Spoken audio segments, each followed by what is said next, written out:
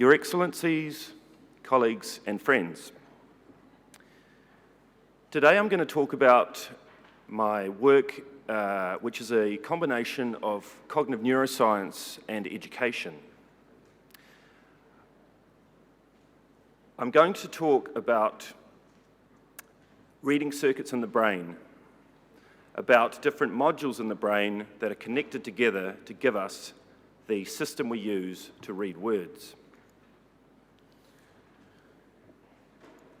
I'm also going to give you a group live brain imaging simulation so you can get a feel for what it's like to be involved in one of these types of experiments. I'm going to try to teach you neuro-linguistics in just 5 words. And I'm also going to discuss how dyslexia is represented in the brain.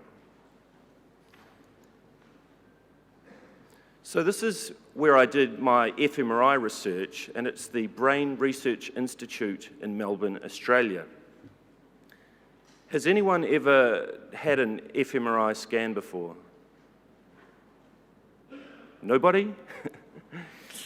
Okay, so it's an unusual experience.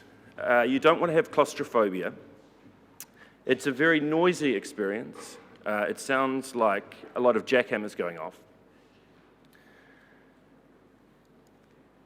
The design of the experiment is that we have a resting period, then we have a task period where we do an activity, then we have another resting period.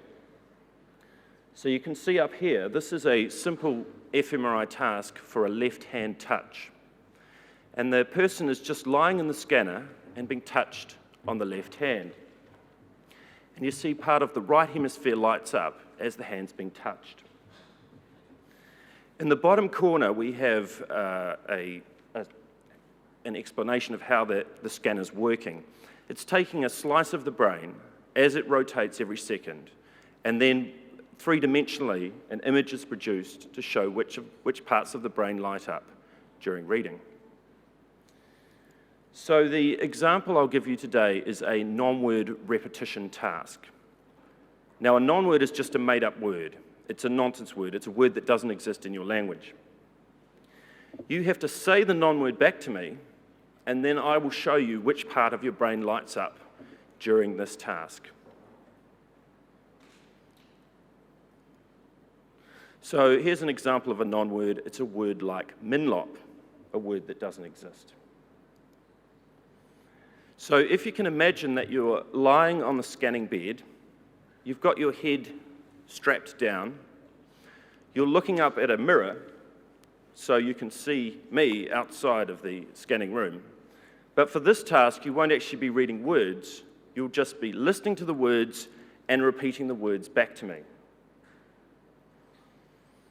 Okay, so I will now say the non-word, and if you all can just say the non-word back to me, and I will say a few non-words, and at the end, I will show you which part of your brain lights up during non-word repetition.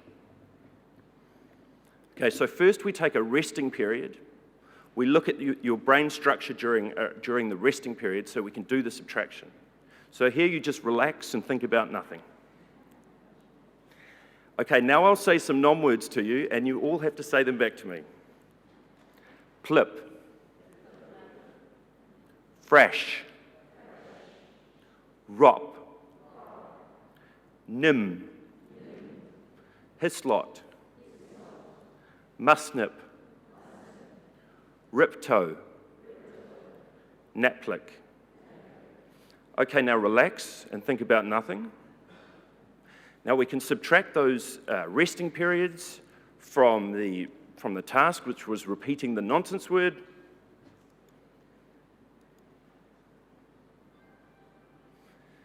And here we see an activation pattern for a nonsense word repetition. So on this side, we have the left side of the brain, and on the other side, we have the right side of the brain.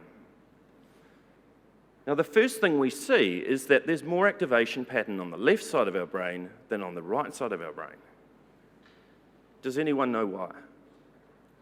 It's because the left side of our brain is dominant for language. So we would expect the language processing mechanisms of our brain to be involved with this task of nonsense word repetition. Now, this experiment was done by a friend of mine, Alexandra Reis, from Portugal. And she also tested illiterates to see how their brains would perform during non-word repetition. And she found that the illiterates, and these were Portuguese people that had never been to school and couldn't read, they found this task very, very difficult. They found the task of repeating nonsense words very, very hard, but they also showed a global underactivation as they performed this task.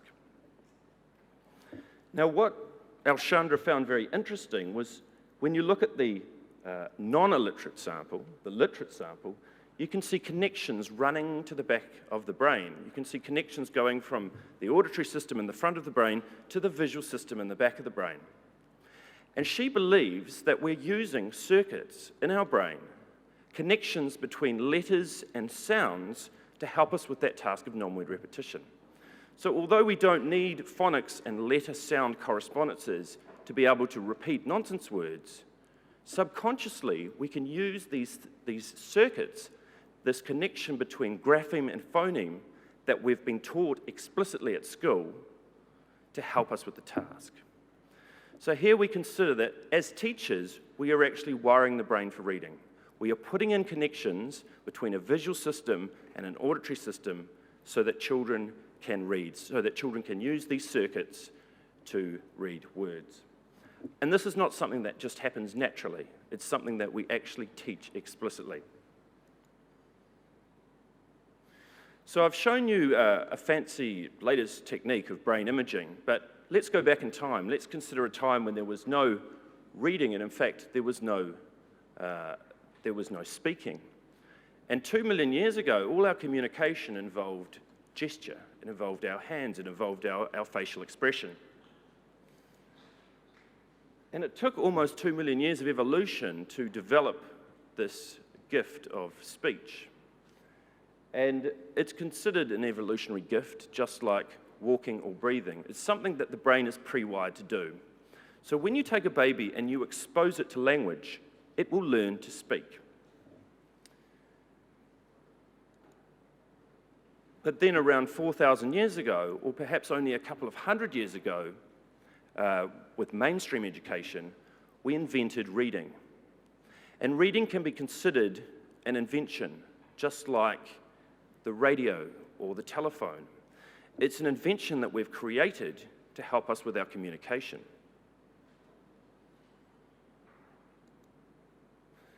And then in today's world, we have digital literacy, and reading and literacy becomes more important than ever before because we can now access, through technology, information very, very quickly.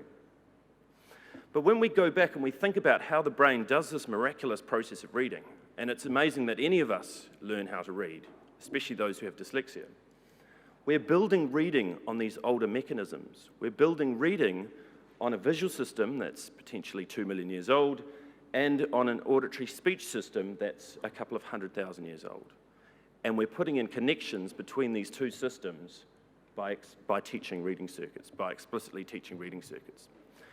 Now, when you consider dyslexia, you can say, is dyslexia 4,000 years old? Well, no, of course, dyslexia is a lot older than that. But it's only become a reading disability when we invented reading. And by inventing reading, we turned this thing called dyslexia into a disability. Potentially, dyslexia could be something that evolution has accepted, has wanted, and we've kept dyslexia within our population because it serves a purpose to the group. That having one dyslexic in every 20 or 30 people within the tribe may have given us evolutionary advantages, and that's why we've selected dyslexia. But it's now that we've created reading and writing that dyslexia has become a disability. So here is the first word, and the word is word, and you can see the word or you can hear the word. So instantly we've got two different properties of the word word. Now I can show the word to Mr. Brain and he will show you where he will process the word word. So when he sees the word word, he's accessing the visual system, when he sees the visual properties of the word. And more specifically, he's accessing something called the visual word form area. When you hear the word or speak the word, then you're using a different representation of the word. You're using an auditory system. Now, the auditory system is more anterior, is more frontal in the brain. And this is where we can store all our pronunciations, all the words that we can speak. Of course, when we're reading and when we're learning to read, we have to be able to see letters and we have to be able to understand the representation of letters in space. And once we've learned that the words that we see around us are represented by letters, we've developed something called graphemic awareness. In the front of our brain, we also have, within the auditory system, we also have the ability to store the small units of sounds that make up words. So here we can hear the small parts of sounds, the artificial phonemes that make up words. And once we have developed an understanding that the spoken word is made up of small units of sounds that can in turn be manipulated, we're developing something called phonemic awareness, an awareness of phonemes within words. Now, phonemic awareness is talked a lot about in the literature because phonemic awareness is the #1 predictor of future reading achievement. Phonemic awareness is shown to be very poor in dyslexic children. Phonemic awareness is something we can teach. And there are 6 different operations of phonemic awareness. They are matching, so does hot and hat start with the same sound. Isolating, so what's the middle sound in the word hot? And the child can say, oh. Blending, blend these sounds together, h, oh, t. They can be blended to make the word hot. The reverse process of segmenting, so segment out the sounds in the word hot, h, oh, t. Deleting, so say the word hat without the h sound to make the word at.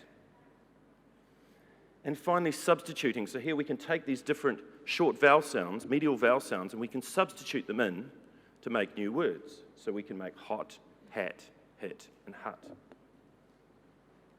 Now, something else that's talked about in the literature is called phonological awareness. And phonological awareness, the term phonological awareness is larger than the term phonemic awareness. It includes syllabic awareness, subsyllabic awareness, awareness of onset rhyme units within words, and phonemic awareness. And research suggests that we should introduce children to all these different forms of phonological awareness. So we can introduce children to syllables by giving them nursery rhymes, by getting them to clap out nursery rhymes. We can introduce them to onset rhyme by teaching them how words rhyme and they can hear common patterns in rat, sat, mat. And of course, phonemic awareness, the strongest predictor of future reading achievement. So here I have my neuro-linguistic word number 2, and the word is stop. And I will present this word to Mr. Brain. He is accessing his visual word form area, mapping that forward to the pronunciation and saying the word stop. Now, there are a small collection of words that children can learn without actually knowing phonics. They can learn these words directly. In fact, there are some reading systems in the world that do not involve phonics and children learn to read. But here we have an example of a direct access, that we can access the word stop, we can map the word stop forward to the pronunciation stop, and we can say the word stop. And hence, companies like McDonald's know this. They know we can logographically take a snapshot of a word and recognize that word later.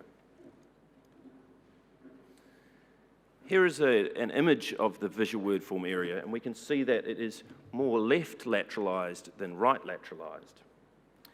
It's very fast. It activates around 150 milliseconds after we see the word, so it's very quick.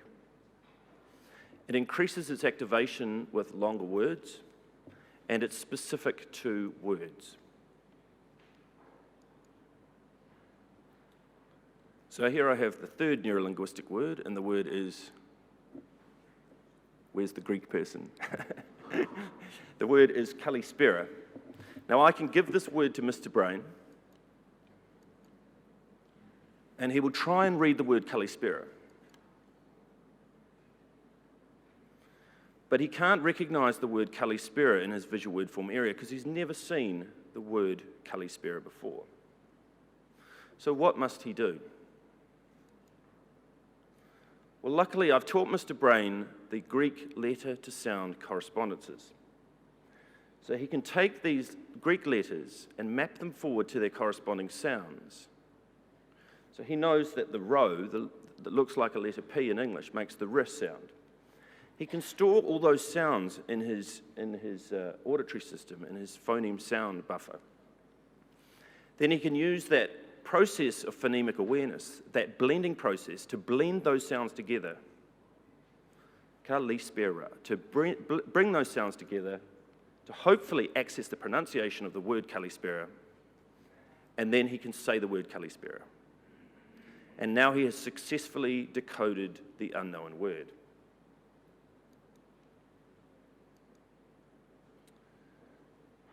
So if I give Mr. Brain the word cat, and he's never seen the word cat before, he will again use the grapheme to phoneme correspondences, k, a, t, map those forward to the phoneme sound. Use the operation of phonemic awareness to blend those sounds together. And then produce the word cat, and recognize the word cat from his pronunciation. And from this point, he can then do something very special. He can take a snapshot of that word and enter it into his visual word form area. So there we have a snapshot of that word going into the visual word form area. So that next time we see the word cat, we can access it instantly. We don't have to go through that slow process of sounding out the word cat. We can see the whole word cat, we can access it in our visual word form area, we can map it forward to our pronunciation, and we can say the word cat. And this is how we read as adults. We have the newspaper, we're skimming along, we're picking up words, we're accessing these words directly, and we're enjoying the meaning of these words. We know in adult reading that there's more activation in this lower circuit for known words than for unknown words, and that the older we get, the more fluent we become as a reader, the more we use the visual word form to read words. But we also come across words that we might not have seen before, or we come across very low frequent words. And for these words, we can actually use this upper circuit. We can use the mechanism for mapping grapheme to phoneme to help us to support the reading of these words. We can actually decode these words and produce the correct pronunciation of the word. And we know for adults that there's more activation for unknown words and for nonsense words in these areas than in the visual word form area. So we have two different mechanisms, one for sounding out words and one for accessing words. We also know that these different mechanisms have different speeds. So this lower circuit, the accessing of words, is happening around 150 milliseconds.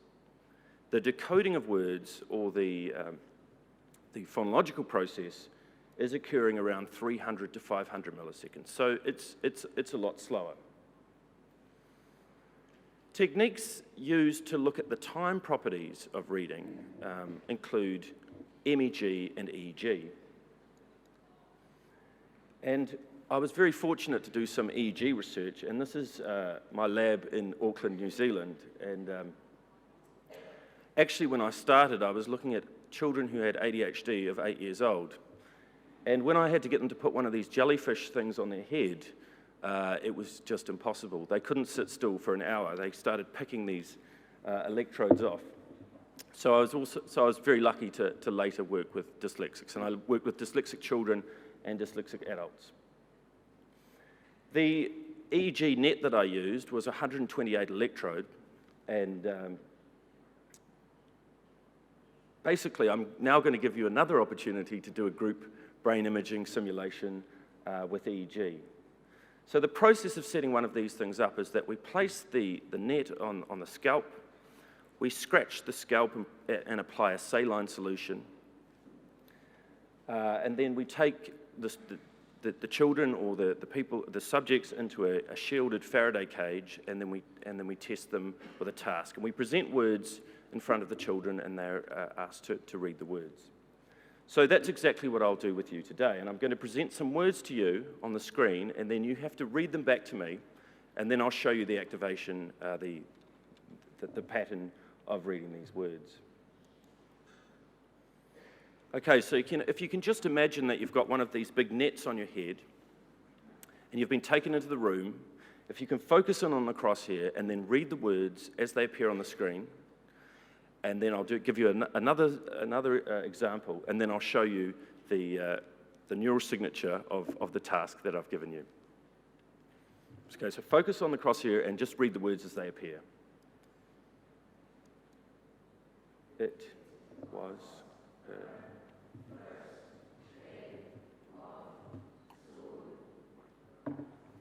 Very good. And now I'll give you a second sentence. Please read it out. She drank.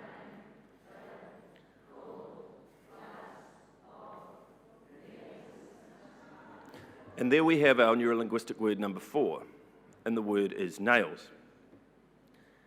And nails is what we call a semantically incongruent word.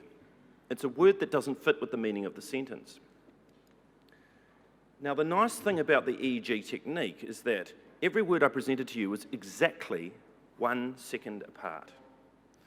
So I can then look at the wave of each word and subtract it from the 2 sentences. So I have the semantically incongruent sentence, the sentence which ended with the word nails, versus the semantically congruent sentence. And what we see when we do the subtraction is that we see that when the brain reads the word nails,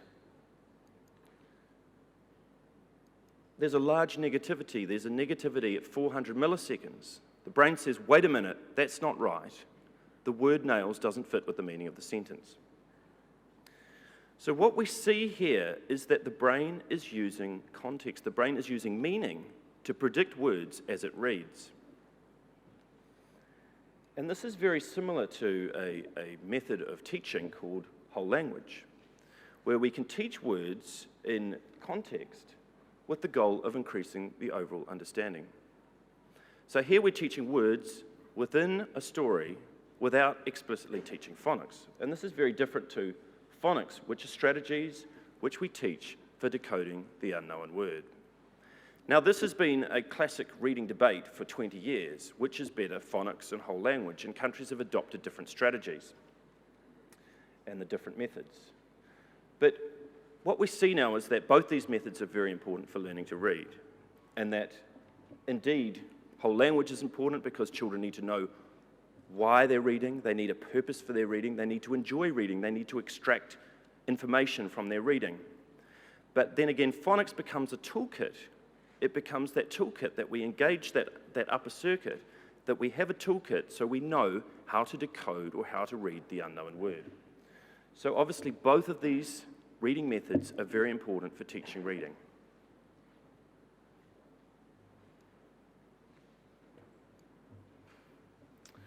Here I have the 5th word, and the word is... So it's another nonsense word, and it's a bit of a trick word in English because you could read it in many different ways. So you could read the word as foul, like the word plough, or fuff, like the word rough, or foff, like the word cough, or foe, like the word doe, or foo, like the word through.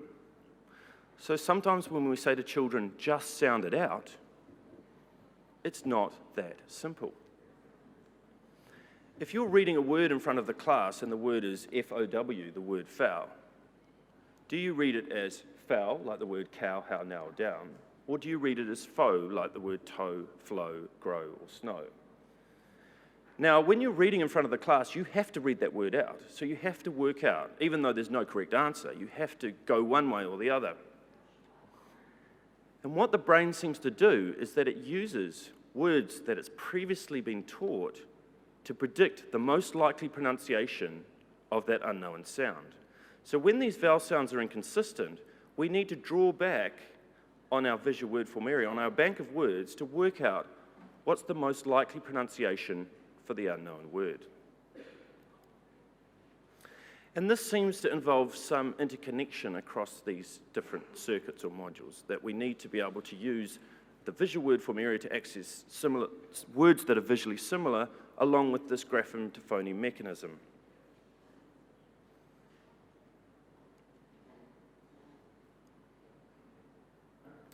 Here I have a study from Seymour, and this was an inter-European study looking at reading in the first year of school for words and for non-words across different European countries and different European languages.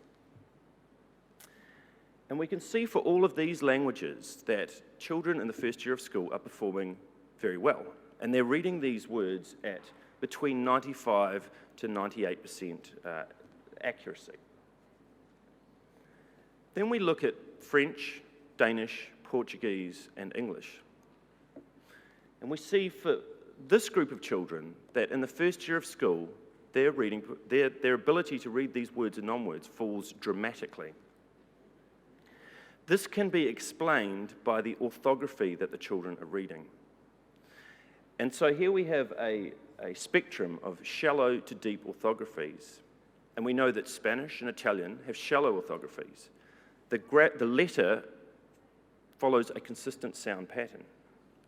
Whereas in English, we have a deep orthography where there are irregular spelling patterns, and children have to understand the inconsistencies of the vowel patterns to be able to read the words fluently. This was a study with children, but I also did a study with adults in France, looking at French, Italian, Portuguese, and Spanish readers in adults. And I replicated the study in adults, in fluent readers, showing, with a special paradigm, showing that indeed the ability to read non-words is affected by your orthography, even in adulthood. But when you consider English, it's the vowel pattern that shows the inconsistency. And we can see that the consonants in words, the initial consonant or the final consonant shows some consistency, whereas the vowel pattern is showing 51% consistency. So it's the vowels within English that make English a very difficult language to learn to read in. If you look at the consonant before the vowel, you see that, again, we have around 50% consistency. But if you look at the consonant that falls after the vowel, the consonant that falls after the vowel gives some information to the possibility of what that vowel might be. It gives some consistency. So we have the VC combination, it goes up to 77%, suggesting that there is information in that rhyme stem, in that stem that has the vowel and the consonant, that may make the word easier for us to decode because it gives some further information as to the inconsistency of that vowel pattern. And I think this gives some support to the approach of analytic phonics for dyslexic readers. So I've presented to you 5 neuro-linguistic words for reading. The first word was word. You could see the word word, or you could hear the word word. I presented the word stop, which explained how a word can be stored in that visual word formarium. We can store that word in its whole shape. Here I have the Greek word kalispera to show if you don't know your letter sound correspondences, it's very hard to decode a word, but once you've been taught phonics and you understand the correspondences between letters and sounds, you can use that knowledge along with phonemic awareness to decode the unknown word. And here I have the word nails, which was the semantically incongruent word. It was the word that didn't make sense within the sentence, to show you that meaning plays a role in our reading, in predicting words as we read. And finally, I showed you the word foul, or foff, or faux, or foo, to show that, indeed, analogy also plays a role in our reading, and we can work out these inconsistent vowel patterns through using analogies of words that we've previously learned. And if you consider this on my conceptual brain model, we have two different modules gifted to us by evolution, a visual system and an auditory system. We have something called graphemic awareness, and understanding that the words we see are made up of letters. We have something called phonemic awareness, and understanding that the words that we can speak, the words that we hear, are made up of small units of sounds, and these can also in turn be manipulated. We can manipulate the sounds of these words. And then, of course, we want to teach synthetic phonics, systematic synthetic phonics. We want to introduce letter sound correspondences to make a connection between letter shapes and phoneme sounds. We also want to give children contextual reading so they can enjoy reading and access words within context. And we also want to use some analytic phonics so that they can see common patterns in words, and they can work out inconsistent vowel patterns in words. And this gives us a framework for producing a balanced literacy program, a reading system for children where they have components of phonics and components of whole word reading.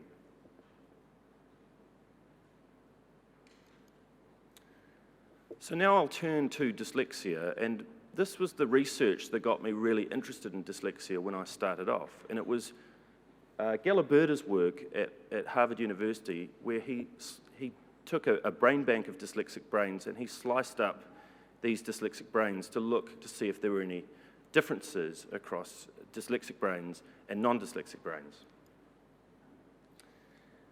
And what he found were these ectopias or abnormalities in the outer layer of the cortex.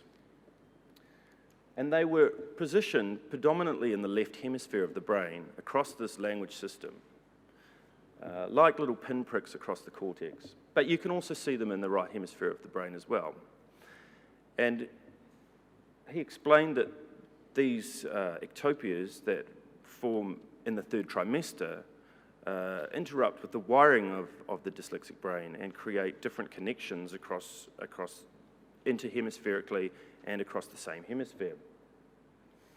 So if you think of a brain that's had these disruptions and rewirings and disconnections and reconnections, you can sort of understand why it would be very hard for one of these brains to learn to read, because one of these brains has to make these links between a visual system and an auditory system across a series of circuits that aren't necessarily connected the same as a non-dyslexic brain. This is something from Habib from Marseille, and he talks about the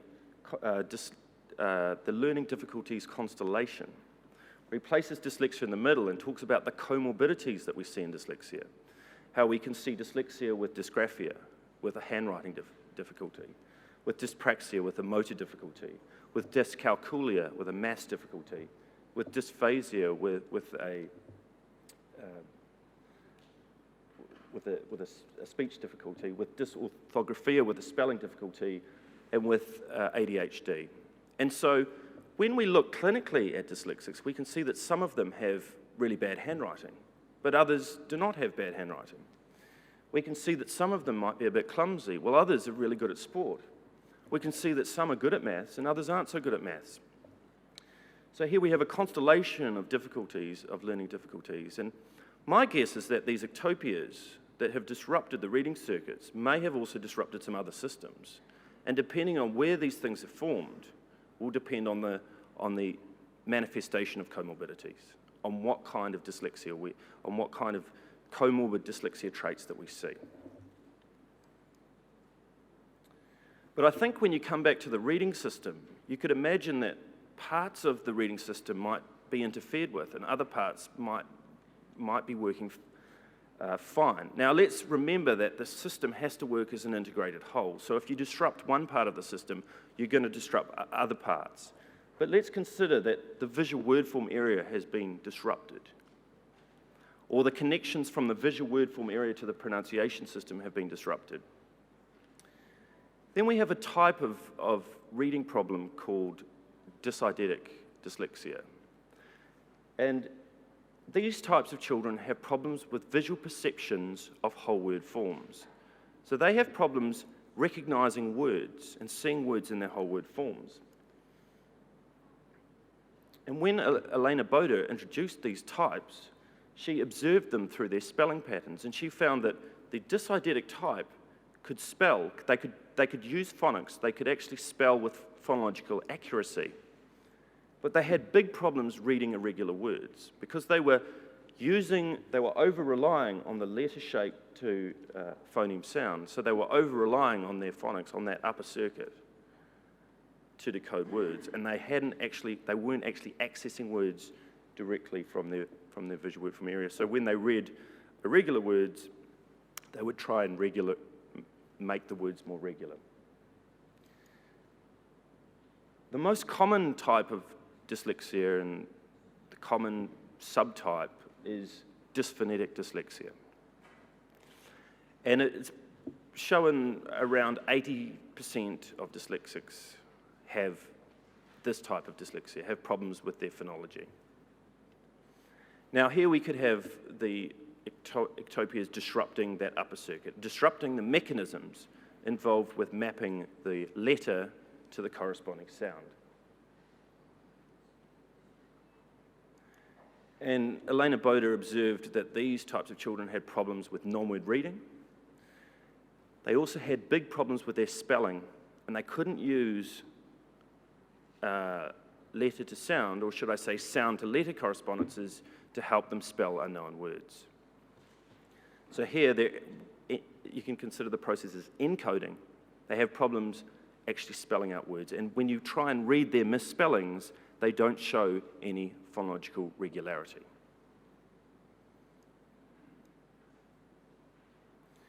So here is a model that I've put together to try and explain dyslexia, causes of dyslexia, and interventions for dyslexia.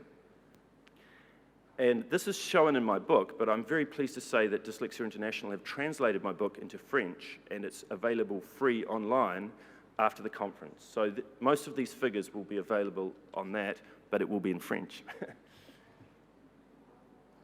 So at the distal cause, we can consider nature and nurture.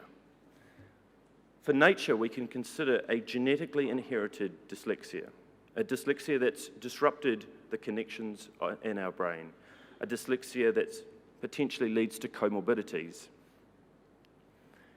Then from the environment side, we have orthography. And we all speak different languages, we read in different text. If we are learning in Spanish, our dyslexia may not manifest as strongly as if we're learning in English. So orthography plays a key role. Obviously, for English second language students and students in various countries that want to learn English, their dyslexia may not show in Italian, but once they try and learn English, their dyslexia will come to the front. We also know that exposure to print plays an environmental role in reading, and if children aren't exposed to many words, they don't develop strong connections for words, so they can develop poor reading. So here I have poor reading, and poor reading can come from dyslexia. It can also come from your environment. It can come from the fact that you haven't been taught phonics, you haven't been exposed to enough reading, you may be illiterate, you may have ADHD, and that's interfered with your ability to learn within the classroom. Or you may be just having a developmental delay. So poor reading can come from a number of causes. Are all dyslexics poor readers? Yes. Are all poor readers dyslexic? No. Once we look at poor readers, we can consider two types of poor readers. We can look at poor readers who have a phonological problem which we can use Elena's term dysphonetic. They have some kind of problem with grapheme to phoneme conversion. Or we can look at a dyseidetic poor reader, one that has poor memory and perception of whole word configurations.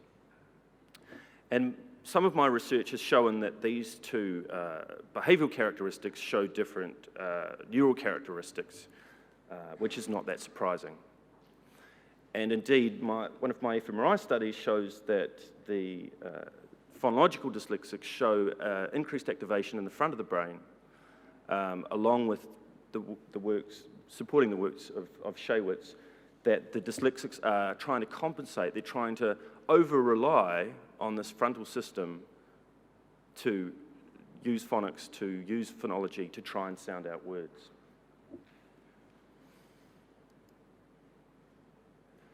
But it's from the proximal cause, it's from where the reading system is breaking down that we have to consider the intervention.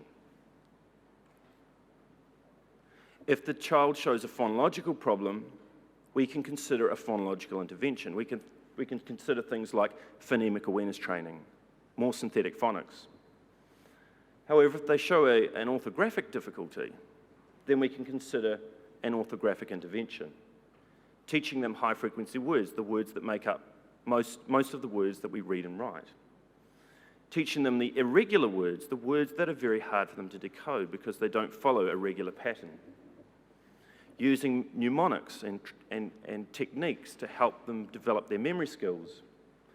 And of course, encouraging contextual reading and finding texts with a high interest level at a low reading age that they can use for enjoying text and accessing words and building up that visual word form area.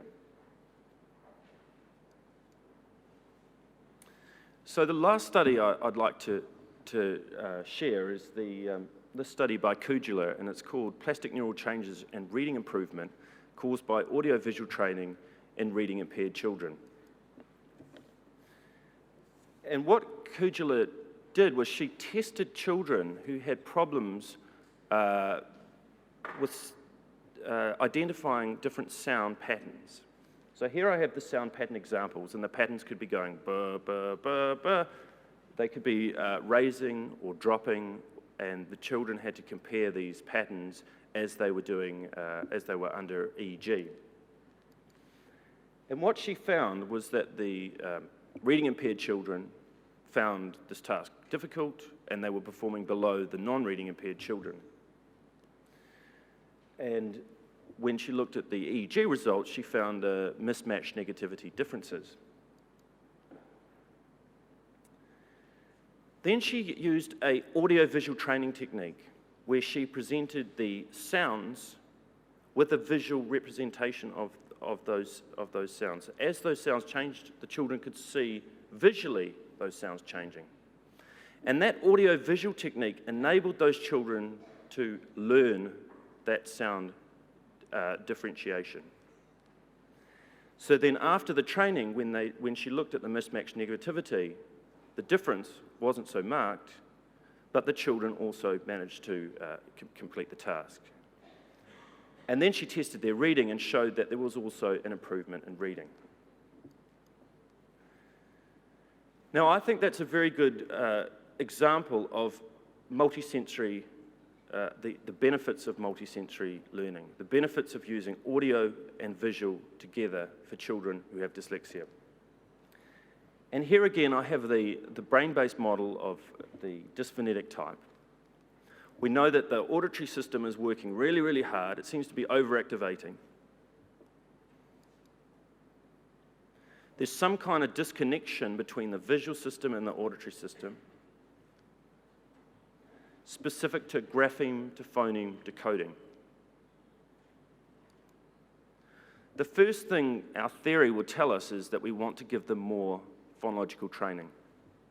We want to give them phonemic awareness training, synthetic phonics, and guide them to using phonemic clues during their guided reading. But these children will resist that because this is exactly what they find difficult. So what can we do? Well, we can look back at the visual system, and we can use things like color-coded letters. We can use things like movable letters. We can use things like analytic phonics. So by using color coding, children can see that vowels are different to consonants. So they can see differences in sounds. They can see the process of phonemic awareness. They can see when you blend these, when you push these letters together, it's like blending. When you pull these letters apart, it's like segmenting. So they can now see the processes of phonemic awareness, exactly what they find difficult. And through analytic phonics, they can see common patterns within words. So they can actually see a common inconsistent vowel pattern across words.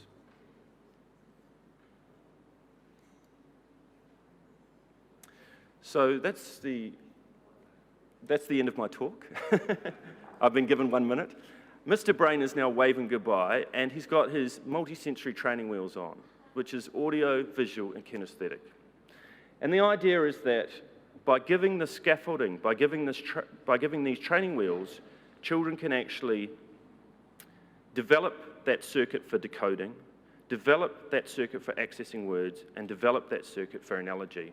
And once they have these circuits in place, they can then read any word. They can become independent learners, they can become independent readers, and they can teach themselves how to read. Thank you.